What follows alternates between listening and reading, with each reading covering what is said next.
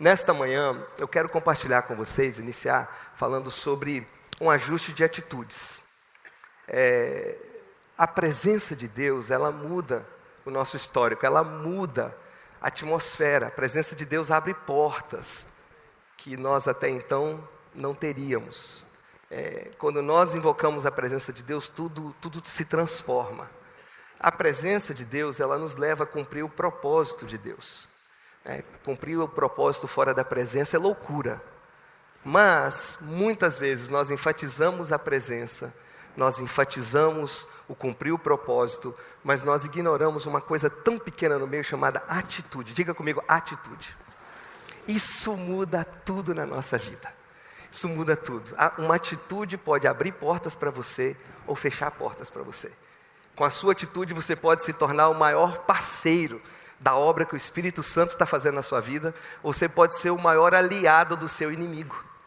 A sua atitude pode impedir o projeto de Deus na sua vida, apesar da unção e apesar do propósito de Deus em você, ou para você. Nós, há um tempo atrás, eu comecei a observar no nosso ministério local, uns 2 anos e meio atrás, quase 3 anos, uma situação assim. Veja se você talvez se identifica com isso. Pessoas vêm à frente, pedem oração, pessoas marcam o gabinete, querem aprender algo com você, querem mudar algo na vida deles. Um discípulo te pede ajuda, você o ajuda, mas você ora, jejua, você aconselha, você ora com ele, a unção vem, o toca e ele não muda. Alguém aqui já viveu algo parecido assim? Ou é só lá em New Jersey que isso acontece? As coisas não mudam.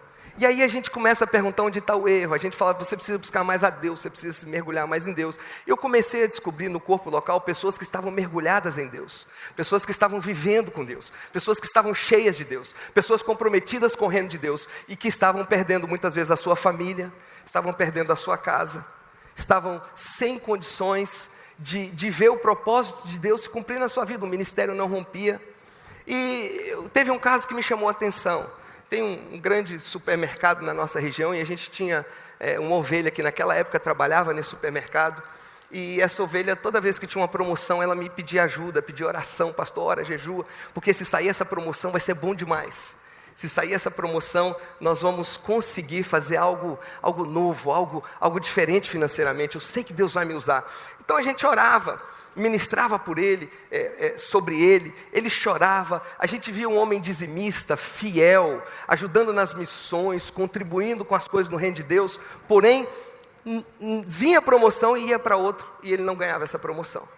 Isso aconteceu 2 vezes, eu me lembro, pelo menos, e um dia eu conheci o patrão dessa pessoa, que me disse, fulano de tal trabalha para mim. Numa conversa informal, e essa pessoa disse, ele é meu funcionário. Eu disse, uau, que tremendo, e pensei, vou ajudar minha ovelha agora, deixa eu ver como é que eu posso, você sabe aquela coisa que o pastor fala, deixa eu orar e dar uma ajudadinha, tem alguém aqui que faz assim, eu também? Deixa eu dar uma ajudadinha, eu vou ajudar minha ovelha. Aí ele trabalha bem, ele é um bom funcionário, o que eu preciso dele, eu posso contar com ele, ele não atrapalha, ele só ajuda. Eu disse, tá, então por que você não dá uma promoção para ele? Porque já teve algumas promoções que veio e passou e você não deu. Ele disse, como é que você sabe? Eu falei, eu sou pastor dele, ele me pede oração. Ele disse, rapaz, não posso promovê-lo. Eu falei, por quê? Ele falei assim, deixa eu te dizer uma coisa, ele é fantástico, dedicado, mas a atitude dele com as pessoas no trabalho não é boa. Se eu promover ele vai cuidar de gente, e cuidando de gente eu sei que eu vou ter que despedi-lo. Então eu preciso dele onde ele está. Deixa ele ali, porque ele não pode ganhar o upgrade, ele não pode ir para o próximo nível, porque a atitude dele não é correta. Aí eu parei para analisar e disse, poxa, dizimista, ofertante, investe em missões, põe o dinheiro na obra de Deus, chora, pede promoção, ora, jejua, e não vai por quê? Por causa de uma atitude. Eu comecei a entender que nem tudo na vida se resolve de joelho. O joelho é fundamental, mas quando a gente se levanta do joelho, a atitude tem que estar alinhada com aquilo que a gente está orando. eu comecei a entender que tinham casais na igreja que vinham e falavam: pastor, ora por mim hoje, porque um toque de Deus vai salvar a minha família. Eu preciso de um toque de Deus. A gente ora, a gente sente a presença de Deus, a gente vê Deus se movendo, a esposa é tocada, o marido é tocado. Mas eu comecei a ver que naquele momento eu olhava e dizia: apesar da fé, apesar do toque, apesar da unção, a família não vai mudar. Porque o que esse homem precisa é mudar a sua atitude com a sua esposa. O que está fazendo, o que está destruindo a família dele não é o diabo, não é nem a falta da presença de Deus, é a falta do entendimento do abençoado irmão Bruto, que aqui também em Londrina não tem, graças a Deus, foram todos para New Jersey, que trata a sua esposa às vezes com coice constantemente, trata seus filhos com grosseria, e ele está destruindo a sua família. Eu comecei então a entender, e aí nós preparamos uma série chamada Ajuste Suas Atitudes. Essa série mudou a história do nosso ministério. Eu confesso para você que mudou a história da minha vida, porque não é fácil pregar sobre ajustar a sua atitude, porque você precisa ajustar suas atitudes para pregar sobre isso. E eu fiz pior ainda, minha esposa, acho que a maior oração da minha esposa diária que ela agradece a Deus é porque tudo que eu preguei sobre isso eu acabei escrevendo um livro. E agora eu virei refém desse livro. E não é nenhuma nem duas vezes em situações assim que a minha esposa fala: puxa, aquele capítulo daquele livro, hein? E eu disse: é mesmo. Meu irmão, estou lascado. Às vezes eu estou em alguma situação, sabe? E assim, a atitude começa a não ficar boa. Eu paro e falo: não, você escreveu um livro, rapaz, sobre isso. Então eu fiquei refém, pastor Davi, do livro. E que bom isso, né? Mas esse livro, essa série nos abençoou muito, e nasceu um livro dessa série. É um livro extremamente simples, do meu esboço foi transformado em livro, e eu vou estar ministrando hoje o primeiro e o segundo capítulo, parte do primeiro, metade do segundo para vocês hoje. Ele vai estar ali atrás, disponível para você no final. A gente não é vendedor de livro, a gente não é comerciante, eu quero compartilhar a mensagem com vocês, e se você pode adquiri-lo, ele custa R$15, se você não pode, eu vou estar ali no final atrás. Pedi o pastor Davi para me dar essa alegria de estar ali com vocês, abraçando, se alguém quiser, não, porque pastor não dá autógrafo, ele faz dedicatório, não é isso? Autógrafo é feio. Se você quiser uma dedicatória, eu vou estar ali atrás. E se você não pode levar esse livro, talvez você está aqui hoje e fala: pastor, realmente não tem condições, eu vim com o dinheiro do ônibus, eu não tenho condições, mas eu gostaria, vem lá, porque não apenas eu vou te dar o livro, como você vai ganhar uma oração junto ainda com o livro, amém? Então, tenho certeza que Deus vai te abençoar com isso. Mas, vamos lá, ajuste suas atitudes. Eu comecei a entender que temos que ter uma atitude correta. O primeiro texto que eu quero analisar com você nessa noite é Tiago 4, versículo 6. Esse texto está no Novo Testamento, tá? Deixa eu só deixar bem claro, isso é para nós hoje, isso é debaixo da graça, isso não tem nada a ver com lei, isso Tiago está citando as Escrituras em Provérbios 3, mas ele está citando isso no Novo Testamento e dizendo assim: olha, isso é importante.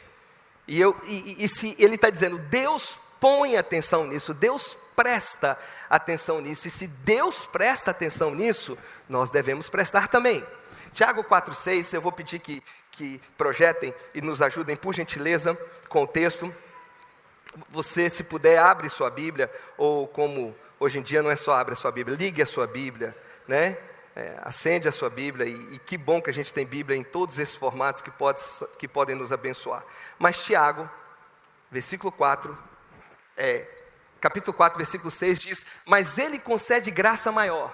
Por isso diz a Escritura: Deus se opõe aos orgulhosos, mas concede graça aos humildes. Agora vamos lá, nós estamos falando de um Deus onipresente, onisciente, onipotente, um Deus imutável, um mesmo Deus, com atitudes diferentes. Preste atenção, um Deus que não faz acepção de pessoas, mas esse texto deixa bem claro que ele faz acepção de atitudes. Um Deus que diz assim: olha, se você se aproxima de mim com a atitude correta, se a sua atitude é de humildade, você vai receber de mim graça. Porém, se a sua atitude é de orgulho, você vai receber de mim o quê? Um freio. Deus se opõe. Pastor Davi, pastora Mônica não sabem disso. Mas tem gente por aqui, em toda igreja tem, que está botando de madrugada o copo com água em cima da televisão,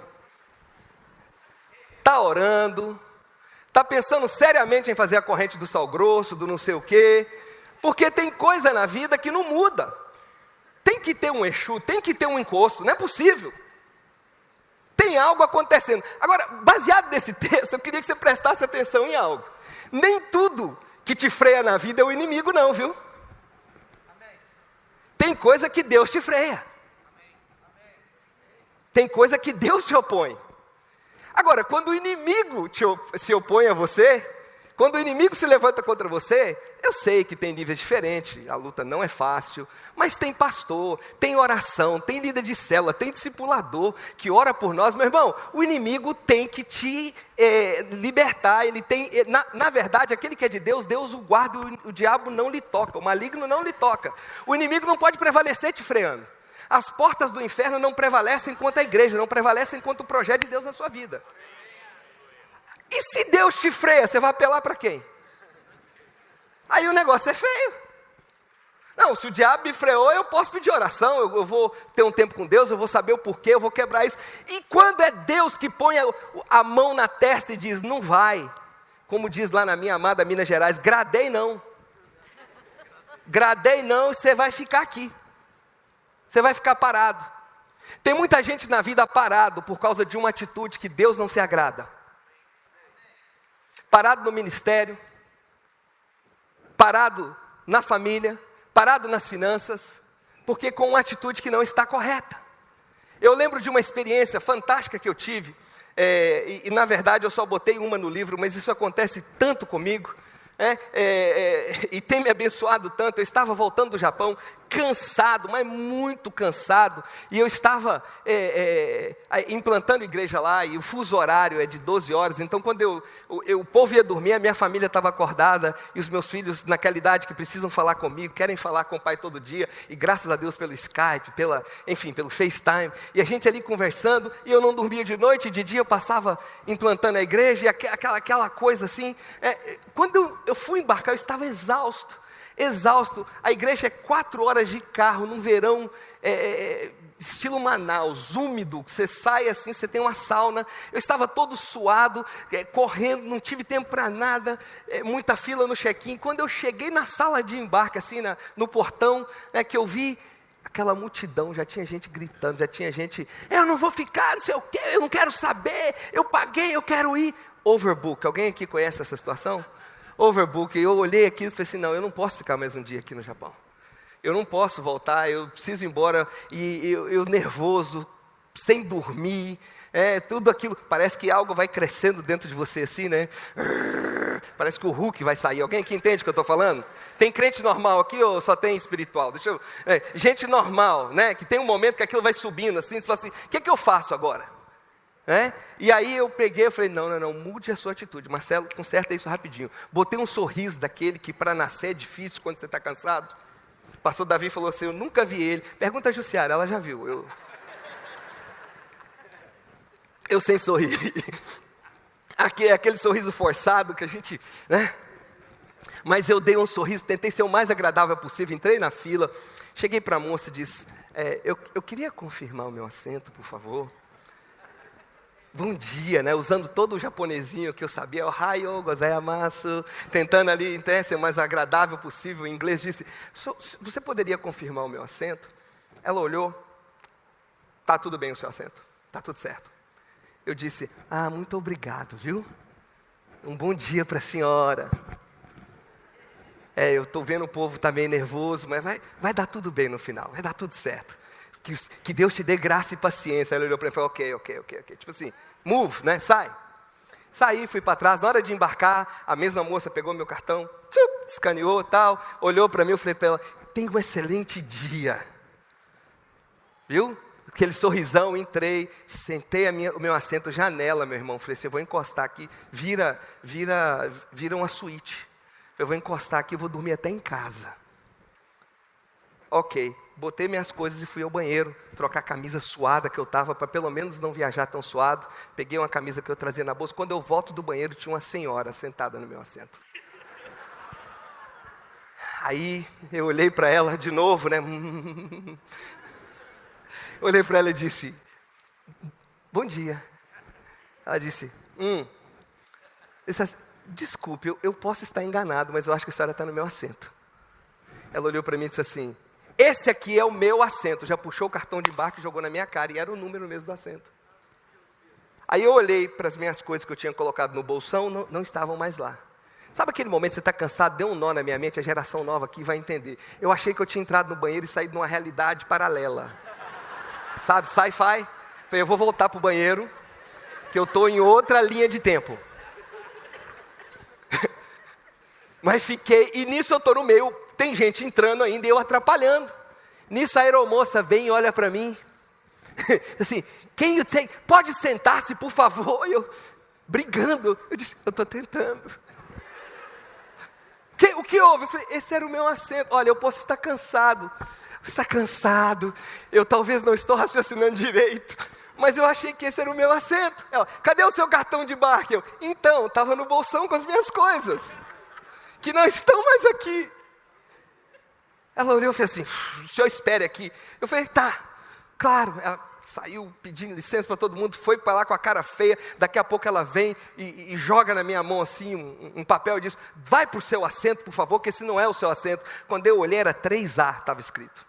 Quem voa internacional sabe o que acabou de acontecer aqui, quem faz voos internacionais, a cadeira de 1 a 10, de 1 a 12, de 1 a 15, é primeira classe.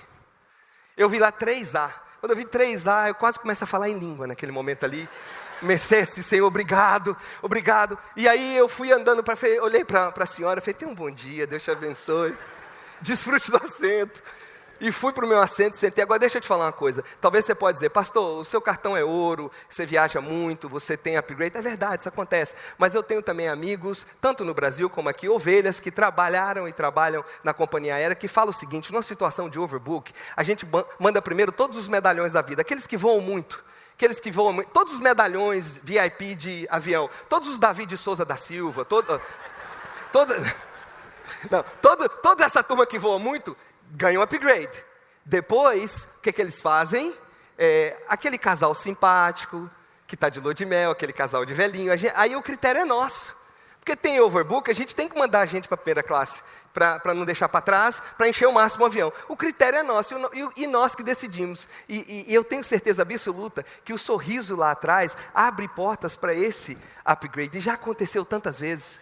Numa situação de estresse, você ser o diferente, você ser o que traz a alegria, você ser o que traz um sorriso nos lábios, abre portas para você.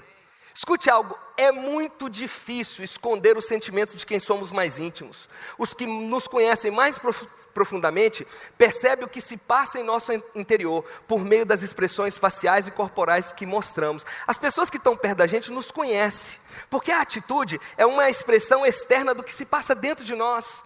Nosso olhar é a expressão facial, refletem o que estamos sentindo. Querido, ninguém consegue disfarçar por muito tempo o que está na sua alma. Ninguém consegue disfarçar. Agora, uma atitude correta atrai o favor de Deus e dos homens. Nossas atitudes abrem portas. Deixa eu ler aqui para vocês essa primeira frase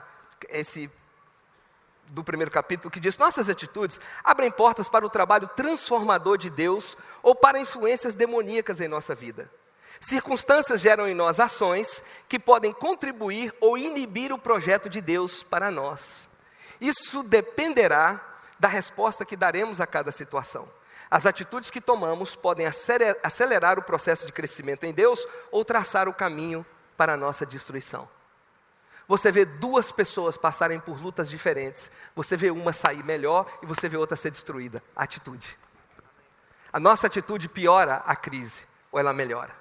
Nossa atitude abre portas ou fecha. Nós precisamos ter uma atitude correta para atrair o favor de Deus e o favor dos homens. Agora, quando a gente não valoriza isso, quando a gente não olha isso, nós exigimos a promoção, o upgrade pelo nosso carisma, pelo nosso trabalho. Isso é muito normal na igreja. Eu lembro uma vez, quando eu separei algumas pessoas para o ministério pastoral, havia um certo líder que lá a gente separa primeiro, é como diácono, a gente separa a testa, a pessoa é pastor aspirante, depois que já é pastor uns 4, 5 anos aspirantes, 3 anos no mínimo, todo mundo já chama de pastor, já é pastor, foi provado que é pastor, a gente ordena, na hora que ordena a igreja toma um susto, mas já não era? Era, mas estava separado, nós chamamos de pastor aspirante. E aí eu separei um grupo, né? E um eu não separei. Eu vi 2 ou 3 pessoas no grupinho no fundo perguntando assim, e o fulano? E o fulano? Já tinha um comitê assim de lobby político para a separação do fulano. Fulano era excelente, mas uma atitude horrível. Queria ganhar a separação ao ministério pastoral, porque Deus usava ele, porque ele trabalhava na igreja. O que tem hoje de homens e mulheres de Deus na igreja local, que Deus não promove. Meu irmão, quando Deus te promove, o pastor pode até não querer te promover, ele não tem escolha, ele vai te promover. A unção de Deus está na sua vida. Ele pode até estar sendo carnal naquele momento e não ver, mas Deus vai mostrar para ele. Mas quando Deus não te promove, não adianta você tentar arrancar a promoção de qualquer outra maneira. A promoção, a unção, ela funciona para nos promover, mas a promoção vem com a atitude correta. Pastor Davi, Deus me chamou para o ministério, me usa. Eu vou te usar. Pastor, por que o senhor não me chama para ser pastor? É difícil, querido, você trata as ovelhas com pancada. Não, é que eu sou profeta, então seja profeta. Eu não sei de onde que tiraram isso, que todo profeta tem que ser carrancudo e cara feia. E desculpe falar, e grosso. É um stereotype, como é que fala? Estereotipo de Velho Testamento, que o profeta tem que ser turrão. Não, meu irmão. Sabe, tem gente que para fluir no dom que Deus deu para ele, o que eu conheço de pastores que falam assim, está gostando, beleza, não está gostando, a porta de saída está ali, pode ir embora. E depois, eu não sei porque que o meu ministério não cresce. Você fica mandando o povo embora toda hora. Em vez de dizer para o povo, está gostando, fica, não está gostando, pode ir embora, diz para o povo, olha, deixa eu ensinar algo para vocês mais uma vez. Deixa eu tentar uma atitude correta com os nossos filhos, com a nossa esposa. Bem, agora, o ciclo das más atitudes, ele é vicioso, ele acontece na família. Vamos ler rapidamente, Lucas capítulo 9, versículos 51 a 56, Lucas 9, 51 a 56, nos cita a experiência de Jesus com os samaritanos. Na verdade, os discípulos ali com os samaritanos, é uma história muito interessante. Os samaritanos se sentiam rejeitados pelos judeus, que por sua vez começaram a rejeitar os judeus também, e isso virou um ciclo vicioso. Jesus decide passar por Samaria, o povo samaritano o rejeita, tem uma atitude negativa em relação a Jesus e aos seus discípulos, porque reconhece que eles estão indo para Jerusalém, né? E aí imediatamente os discípulos, os amados e queridos e cheios da unção, discípulos de Jesus, têm uma resposta, uma atitude maravilhosa. Qual é? Vamos ler lá, olha. Aproximando-se o tempo que seria levado ao céu, Jesus partiu resolutamente em direção a Jerusalém, 52, e enviou mensageiros à sua frente. Indo estes, entraram num povoado samaritano para lhe fazer os preparativos. Mas o povo dali não o recebeu, porque se notava que ele se dirigia para Jerusalém. Ao verem isso, os discípulos Tiago e João viu, Joãozinho do amor, o discípulo amado. João perguntaram, Senhor, queres que façamos cair fogo do céu para destruí-los? Que atitude fantástica apostólica. Mas Jesus, voltando-se, os repreendeu, dizendo, vocês não sabem de que espécie de espíritos vocês são, pois o Filho do Homem não veio para destruir a vida dos homens, mas para salvá-los. Aqui você vê um ciclo de má atitudes. Os samaritanos rejeitados se sentem mal e querem rejeitar de volta. Aí os discípulos rejeitados se sentem mal e dão tapa de volta. Quantas vezes isso vira esse ciclo na família? A gente começa a tratar de uma crise conjugal, o marido tem uma má atitude, a esposa tem uma má atitude, e é claro, né? A má atitude, ela não é só nas palavras. Às vezes no gabinete pastoral, a esposa começa a falar e o marido fala assim, aqui também isso não acontece, né? Eu imagino, lá os maridos falam,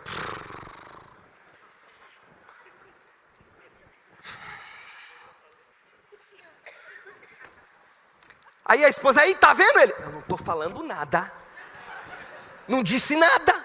Tá vendo aí? Não precisa dizer. Tá na cara. Tá no rosto. A esposa, o marido vai falar uma coisa, a esposa já começa.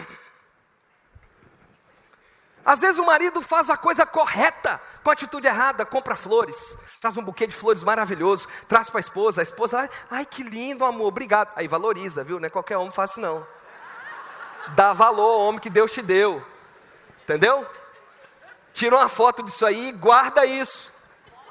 Posta no Instagram para você lembrar quando você fica reclamando do seu marido. Aí estragou tudo. A gente, com as atitudes, vai destruindo o relacionamento. Eu toco muito em família quando eu ministro sobre isso, porque a família é quem mais sofre com as nossas atitudes, porque normalmente o pastor não vê a sua atitude má. Ele te vê domingo no momento mais crente da sua vida. Você bota a roupa domingueira, a cara de crente. Olha na igreja é todo mundo lindo. Você pisa no carro do irmão, o irmão fala, não tem problema não, meu irmão, aleluia, glória a Deus. É a família que sofre com as más atitudes. É a mulher casa com o príncipe encantado, sonha com o príncipe chegando em casa, descendo do cavalo branco. Algo aconteceu em algum local que o príncipe nunca mais chega em casa, só chega o cavalo todo dia.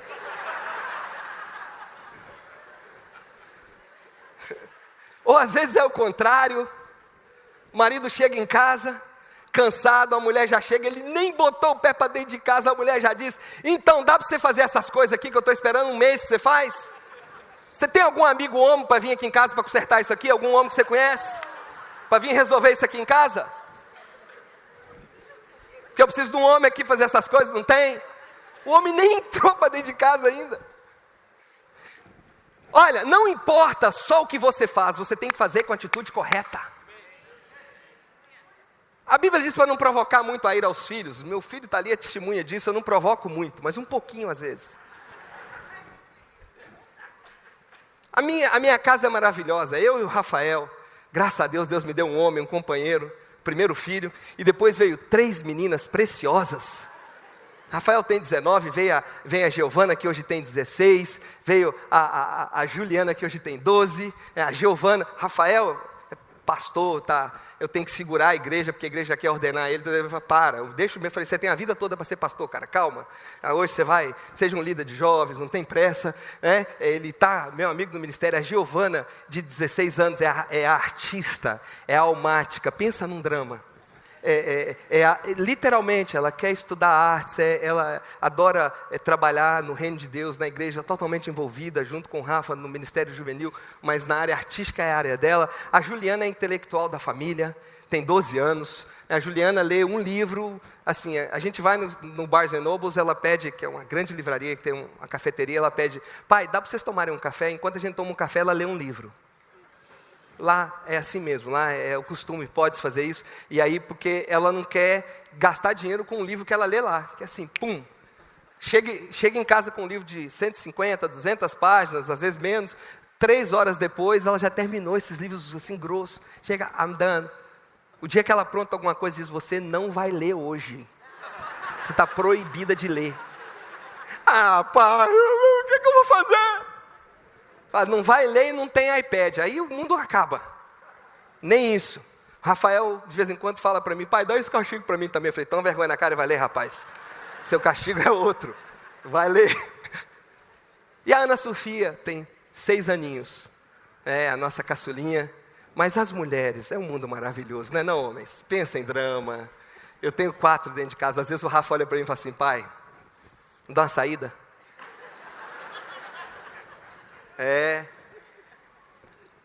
A minha pequenininha, às vezes ela fala assim, eu falo, vai fazer isso.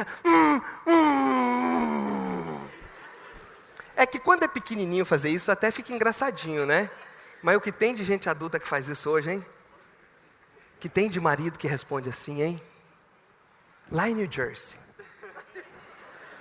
Esposas. Fazer biquinho. Lá em Minas a gente fala, para de fazer biquinho. Não, Ana Sofia, volta aqui. Ok, pai, ok não, volta aqui. Volta aqui. Não é só fazer, é fazer com a atitude correta. Sorriso de Miss na cara. Sorriso de Miss. Sorriso direito, eu quero ver um sorriso direito. Agora vai andando passarela.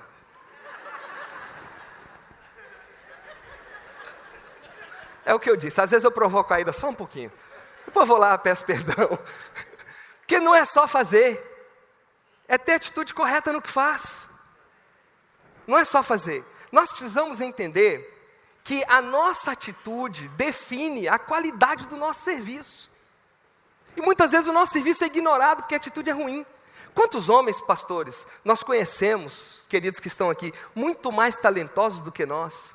Na nossa cidade, mais conhecimento bíblico do que nós, mais ungidos até do que nós, mais experiência com Deus do que nós. Só que a atitude má deles freia o ministério deles. E você vê às vezes Deus te usando, e você vê a pessoa parada, porque uma má atitude. Isso acontece em todas as áreas da vida. John Maxwell diz assim: a atitude é o bibliotecário do nosso passado, o palestrante do nosso presente e o profeta do nosso futuro. Minhas atitudes dependem da minha escolha. Eu escolho as minhas atitudes. Você não é vítima da sua vida e por isso você tem atitude ruim. Tem gente que leva isso a vida toda. Uma vez eu encontrei um rapaz após um culto, em um determinado local, que falou: pastor, eu preciso te contar a minha vida. O que você pregou hoje é a minha vida. E eu disse: ok. Ele disse: olha só, quando meu pai conheceu minha mãe, eu falei: isso vai longe. A pessoa, para contar a vida dele, já achou uma razão para explicar o sofrimento dele desde quando o pai conheceu a mãe. Alguns 2 ou 3 minutos depois ele tinha nascido. Quando deu 5 minutos, era o aniversário de 3 ou 4 anos dele. Eu disse: para. Mas pense em algo recitado, em algo ensaiado, em algo que a pessoa já sabe de cor, que já citou aquilo, é um script de novela. Eu falei: para, meu irmão. Ele falou: por quê, pastor? Eu falei: nem eu, nem ninguém mais. Não é porque eu tenho tempo para te ouvir. Mas o que Deus está colocando no meu coração é o seguinte: nem eu, nem ninguém mais precisa ouvir essa história sua. Está na hora de você decidir a não ser mais vítima do seu passado. A não justificar hoje as suas más atitudes por algo que seu pai fez quando conheceu sua mãe. Você nem existia ainda, nem no ventre da sua mãe. Por algo que aconteceu no seu aniversário de 3, 4 anos e durante o nascimento. Tem gente que leva a vida, de acordo com uma antiga música que eu lembro que meu pai tocava, leva a vida dizendo: eu sou rebelde porque o mundo quis assim, porque nunca me trataram com amor, as pessoas se fecharam para mim. Eu queria ser diferente, mas eu sou vítima do mundo, eu sou vítima do que acontece ao meu redor. Não, você não é vítima. Você precisa entender que Deus faz nova todas as coisas, e Deus sara, Deus cura, é verdadeiro a obra de Deus na nossa vida, e nós podemos decidir ter uma atitude nova, mesmo no pior momento da nossa vida. Amém? A vida nova com Deus. Você não é refém do seu passado, do seu histórico, da sua vida. Ah, pastor, mas você não sabe o meu passado. Quer competir? Quer sentar e dizer lá em Minas, como a gente diz, chorar as pitanga? Quer saber, desde quando eu nasci em Governador Valadares, perdi meu pai com 11 anos, fui para os Estados Unidos com 16, um país que eu não queria ir. Eu tive chance na escola de estudar francês e inglês. Na 5ª e 6ª série eu dizia: não quero nem aprender inglês, eu quero aprender francês, que hoje não me serve para nada. Mas eu não queria ir para os Estados Unidos. Cheguei lá bravo, disse: eu vou trabalhar aqui, quando eu tiver 18 anos eu volto para o Brasil, compro uma moto. Não queria sair dos meus amigos. Estava desviado de Deus. Mas ali Deus me pegou, ali Deus me encontrou de novo. E mesmo, você quer saber das experiências de um menino imigrante, primeira geração, que levanta uma família de 4 filhos nos Estados Unidos, que planta uma igreja em sua casa? Você quer saber os sofrimentos que eu vivi com o imigrante? Que os pastores aqui nem sonham com o que a gente vive lá? Você cuida de uma família, daqui a 2, 3 anos ela vai embora, você cuida de outra, vai embora, você cuida de outra, vai embora, você não tem chance de... Por acaso isso mudou no nosso ministério hoje, nós temos família de 17 anos com a gente, que os filhos estão crescendo junto com o Rafael, mudou, Deus deu graça, mas a maioria dos pastores ali, como sofrem? Você quer competir, crise na vida? Meu irmão, essa pessoa que está do seu lado, com essa carinha de anjo, só olha para ele, olha que cara lindo, olha que coisa maravilhosa. Diga para ele: meu irmão... com todo respeito, assim: meu irmão, você é lindão. Aí ele fala: coisa linda, né? Coisa linda, Deus fez, olha, esse sorriso aí é de Deus. Isso é restauração de Deus, é projeto de Deus. Agora, você não conhece a história dele, não. Você acha que você sofreu muito na vida? Talvez você se surpreende com o que Deus já fez na vida dessa pessoa do seu lado aí. Não se iluda pelo que você está vendo hoje. Cada pessoa tem uma carga, tem uma bagagem, tem um tempo difícil na vida. E nós não podemos deixar isso nos prender. Nem as circunstâncias ruins do passado, nem do presente podem justificar as nossas más atitudes hoje. Nós precisamos prestar atenção nisso, dizer, sabe o quê? Eu estou buscando o espiritual, eu estou buscando o prático, mas eu não estou alinhando a minha atitude para ser uma avenida que funciona entre o espiritual e o propósito de Deus na minha vida. A sua atitude é uma avenida aonde te leva para o projeto de Deus ou te distancia do projeto de Deus. Onde salva a sua família ou destrói a sua família. No meio de uma crise você pode ter boas atitudes. Davi nos ensina isso. Eu amo Davi. Davi é meu personagem favorito na Bíblia. Sou apaixonado pela história de Davi. Tem um momento na vida de Davi. Davi escreveu salmos maravilhosos. Davi, uau, que líder tremendo. Davi, deixa eu te dizer uma coisa. Davi é o único homem da Bíblia que o que Deus falou para ele fazer, ele fez. Os termos que Deus falou, Davi, você vai conquistar daqui até aqui, daqui até aqui. O projeto de Deus para ele, ele fez.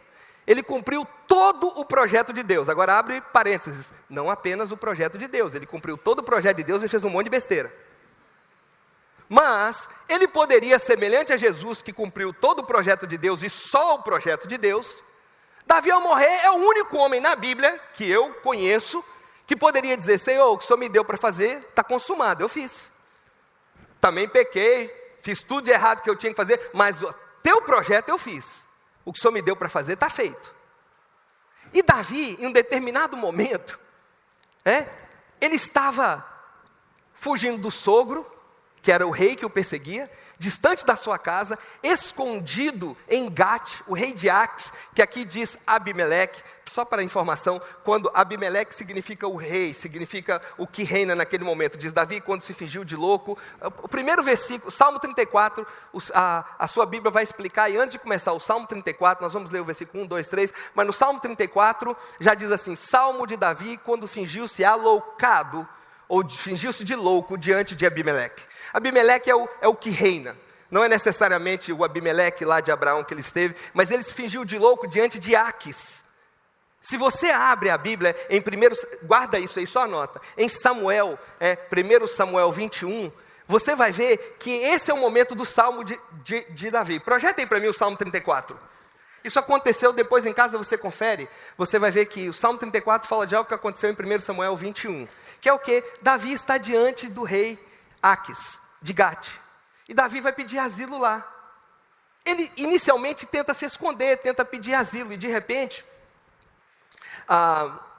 só te dando o fundo histórico que diz lá em 1 Samuel, ele é reconhecido como quem era. Os conselheiros do rei falam, pera, esse aí é Davi. Esse é Davi que fez isso, que fez aquilo, que as mulheres cantavam, que cortou a cabeça de Golias, que as mulheres cantavam, Saul matou seus milhares, Davi seus 10 milhares. Esse é Davi. E Davi, quando se vê nessa situação, diante do rei de Abimeleque, diante do rei Aques, ali de Gate, ele decide fazer algo inusitado. Pode deixar o Salmo 34, a gente já vai ler. Mas ele decide fazer algo inusitado. Davi, naquele momento, quando vê que a sua vida está correndo risco, que ele é descoberto, que o povo, que ele vê que ele vai morrer, sabe o que ele faz? Ele não tem resposta. E quando ele não tem resposta, ele se faz de louco. Esse é o pior momento, no meu ponto de vista, de vergonha de Davi. Diante dos seus inimigos que o temiam, pedindo asilo, reconhecido, se expõe, a Bíblia diz que ele começa a babar, lá no Salmo 21, que a baba escorria pela sua barba, ele esfregava a barba e riscando os portões da cidade. Imagina, seus inimigos que te temiam, você está agora diante deles. Sabe, eu ainda não achei uma pregação boa para incluir essa ilustração, então eu vou aproveitar e encaixar aqui o que eu quero dizer. Eu tenho algo para dizer sobre esse momento, que eu ainda tenho que desenvolver uma pregação boa. Se tiver uma ideia, pode mandar o esboço. Mas como eu não achei, eu vou encaixar aqui. Vocês me permitem? Abrir um parênteses, sair da minha mensagem, abrir esse parênteses? Meu irmão, tem momento na vida que você tem que se fingir de doido. Outro dia, um grupo, a liderança me procurou e falou, pastor, está isso acontecendo. O que a gente faz? Eu olhei para ele e falei, sei lá. Essa história é complicada, eu lá sei como resolver isso. Mas você é o pastor, eu sou pastor, sou Deus, não. Por que eu tenho que ter resposta para tudo?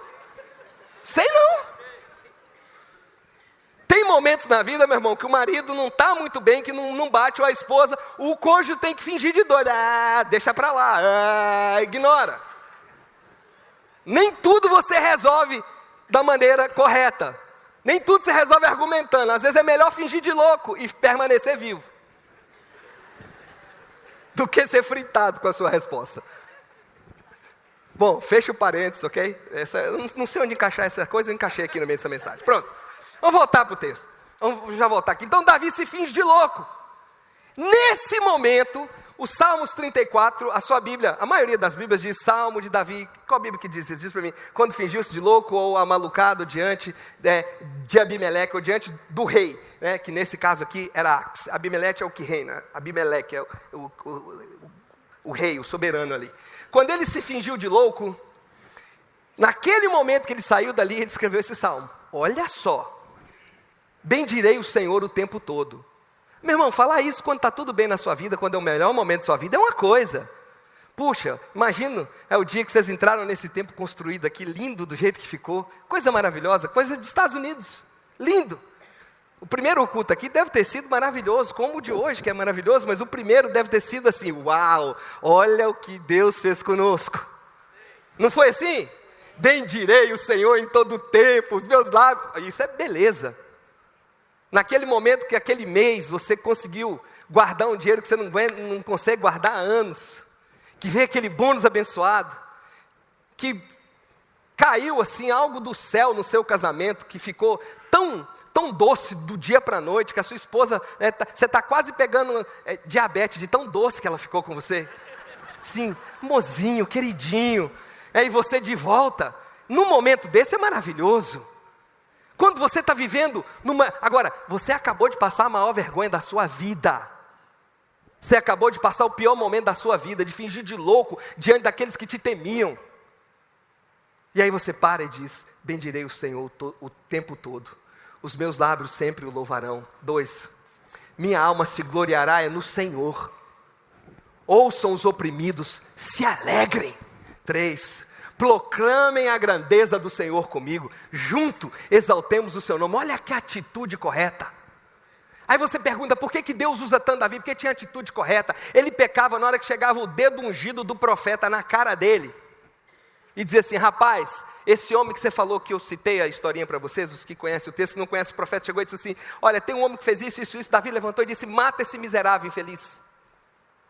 Aí o rei levanta o dedo ungido na cara dele e diz assim, pois esse é você, seu cabra. Você tem que mudar. O que Davi faz? Não faz o que outros reis fizeram na Bíblia, manda matar, cortar no meio, cortar a língua do profeta linguarudo. Poderia fazer. Davi se joga no chão. Diz, sou eu mesmo, a atitude correta, meu irmão, vai te promovendo, você não precisa de ser perfeito, ninguém é perfeito, você não precisa fingir que é perfeito, você só precisa entender que mesmo no dia bom ou no pior dia que você está vivendo, a sua atitude vai fazer com que o projeto de Deus se complete na sua vida. Davi teve a atitude correta. Aleluia. Nós precisamos ajustar as nossas atitudes antes que sejam tarde demais. Quero terminar com esse texto. Meu tempo já está acabando. E a Bíblia diz, a minha Bíblia, eu escrevi atrás dela isso. Naquela página branca de trás. Bem-aventurado o pregador que termina no horário que ele será convidado novamente.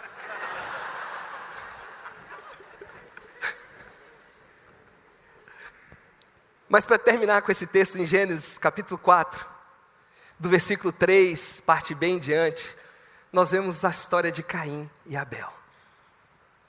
Caim, por qualquer motivo que seja, com a má atitude no coração, uma atitude horrível no coração, oferece ao Senhor um sacrifício, Deus rejeita. Vem Abel, oferece um sacrifício com a atitude correta. Nem vou entrar na questão do sangue, da aliança, mas tinha a atitude de Caim, que é claramente demonstrada que não é boa, e a atitude de Abel, que a gente vê de mansidão. Deus aceita a oferta de Abel, rejeita de Caim. E Caim faz o que lá em Minas nós chamamos de biquinho. Vocês chamam de biquinho aqui também? Não, né? É que tem algumas coisas diferentes, né? A minha sogra, um dia, eu fiquei lá assistindo o filme até tarde, eu namorava ainda. A Jussiara, ela falou assim, olhou para mim e falou assim, você quer posar? Aí eu olhei para ela, mineiro, posar, eu falei assim, mas eu não estou nem avoando. Vou posar onde?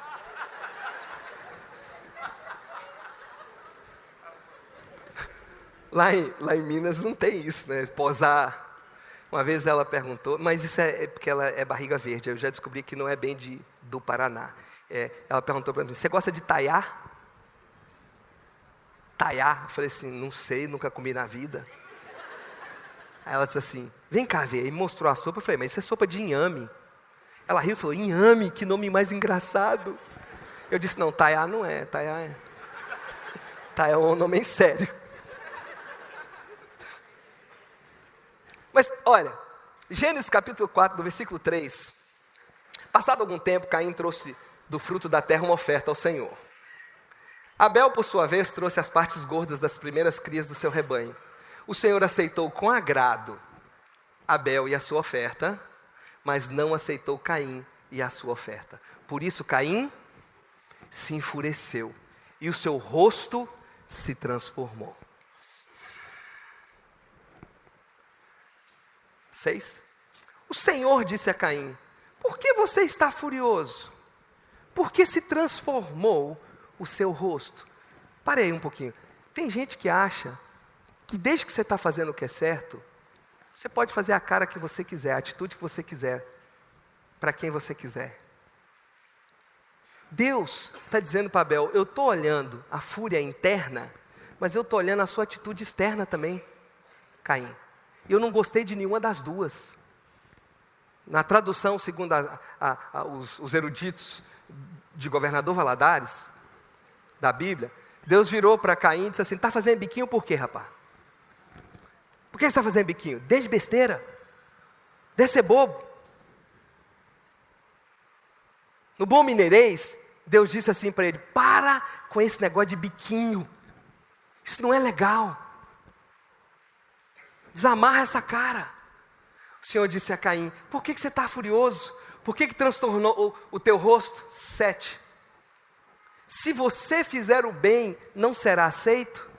Se você está correto, cara, eu não ia te aceitar. Mas se não o fizer, saiba que o pecado o ameaça a porta. Ele deseja conquistá-lo, mas você deve dominá-lo. Você sabe o que Deus está falando para Caim? Caim, a sua atitude está tão ruim, que você está a ponto de cometer um pecado. Talvez eu vim aqui hoje só para te dizer isso. Você está a ponto de perder sua família, o seu trabalho, você está a ponto de pecar, você está a ponto de cair por causa da sua atitude.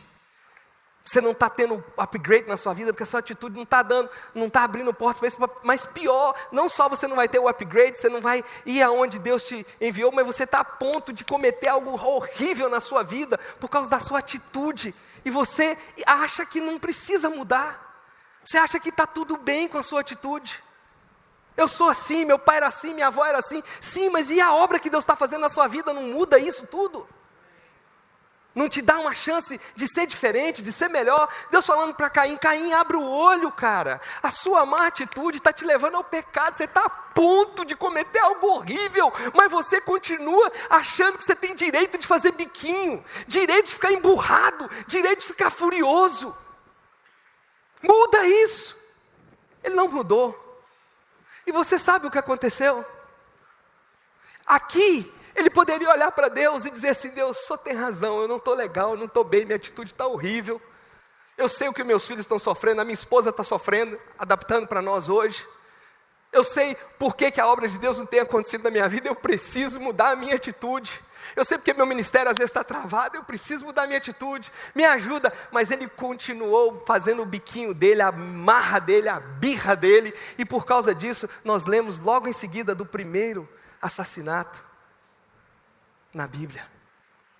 Ele mata o seu próprio irmão. Até quando você vai deixar a sua má atitude continuar sem você encarar isso? Meu irmão, eu lembro quando eu preguei isso lá no pastor Luciano Subirá, teve um irmão que me procurou no final e falou assim, pastor, sou até engraçadinho, mas sou pega pesado. Só bateu demais em mim hoje. Eu disse para ele, meu irmão, me perdoe, Mas eu posso te falar uma coisa, você não tem noção tanto que eu apanho cada vez que eu prego isso. Cada vez que eu paro para me preparar para isso.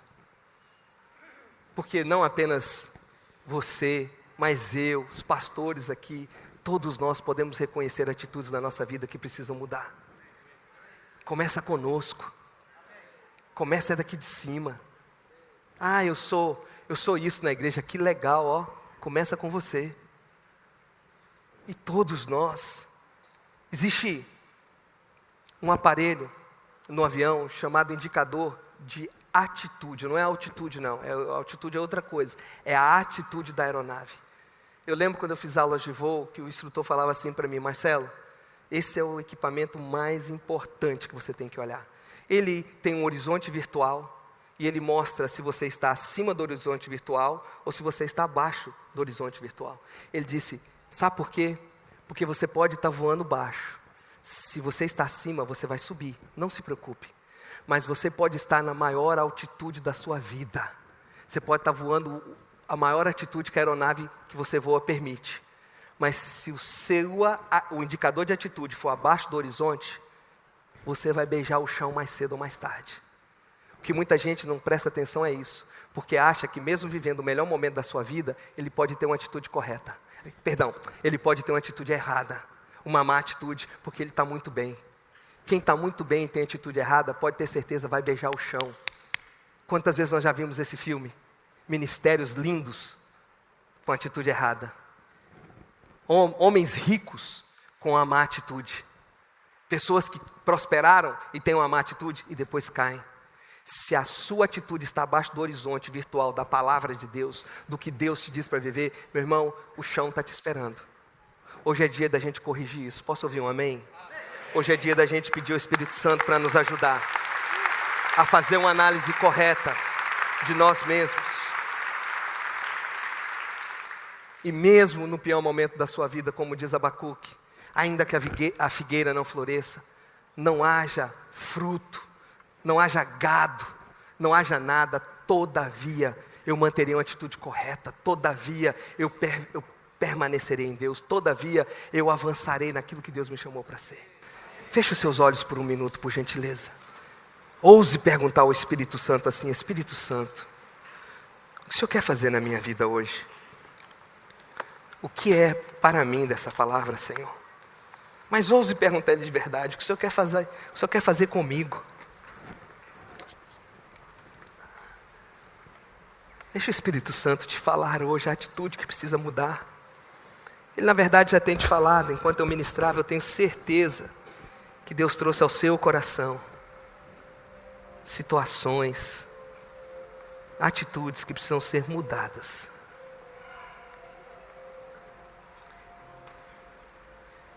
Vem, Espírito Santo, nós somos teus, é o Senhor que trabalha em nós, é o Senhor que nos muda. Nós queremos a tua presença, tua resposta. Só o Senhor nos conhece de verdade, o Senhor sabe exatamente o que precisa mudar em nós.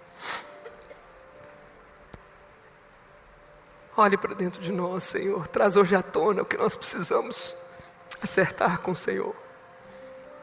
Temos buscado a tua presença, a tua face, temos te conhecido, sonhado em realizar o projeto do Senhor em nossa vida. Mas as nossas atitudes, Senhor, têm nos impedido. Me ajude hoje, Senhor, a crescer nisso, a reconhecer onde eu preciso mudar, a ter uma resposta correta diante da palavra que o Senhor me trouxe hoje. Espírito Santo,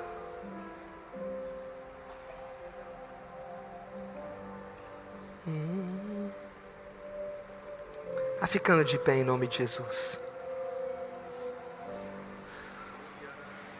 Eu não precisaria de Deus mostrar isso, porque num ambiente bem menor do que esse, é tão comum a gente ver isso em qualquer lugar que a gente vai. Mas enquanto nós adoramos ao Senhor com um cântico, vou começar a ministrar, eu queria fazer um desafio especial. Como eu disse, eu não precisaria de Deus mostrar isso, porque é óbvio. Mas o Espírito Santo está colocando isso no meu coração. Há pessoas aqui hoje, maridos, esposas, estão destruindo sua casa por causa da sua atitude. E Deus me trouxe aqui hoje para te dizer, você não precisa esperar até a última consequência, até as coisas piorar. Eu quero te fazer um desafio. Marido, você que é o homem da casa, se você reconhece que seu casamento, sua família, talvez você está sentado do lado dos seus filhos, você reconhece que precisa mudar a atitude, tome a mão da sua esposa, dos seus filhos. Eu gostaria de te convidar para vir ao altar. Queria que você viesse aqui, se você pode, do meio aqui para a sua esquerda. Dê a mão para sua esposa e diz, amor, hoje nós vamos consertar isso. Hoje Deus vai mudar a nossa história. Hoje eu entendo que isso é de Deus na minha vida. Deus trouxe esse mineirinho aqui para me dizer que eu não preciso deixar isso destruir a minha família. Nós vamos resolver isso hoje. Eu queria que os casais viessem aqui e sei que tem pessoas, solteiros, homens de Deus, mulheres de Deus, que não é sobre a sua família, mas você reconhece que também precisa de mudança. Essa palavra foi para você. Corra aqui na frente, fique aqui à sua direita, enquanto nós adoramos ao Senhor. Nós vamos orar por vocês. Mas venha ao altar para receber isso hoje. Venha ao altar para se aquebrantar diante de Deus. Venha ao altar para dizer, Deus, eu não posso sair daqui com a mesma atitude. Deus, eu não posso permitir que a minha família seja destruída, que o upgrade de Deus na minha vida seja barrado, que eu nunca alcance o propósito como eu tenho sentido isso. E hoje eu entendo que não é espiritual, não é apenas isso, eu preciso mudar. Vem e se rasga diante do teu Deus. Vem, rompa, rasga o seu coração.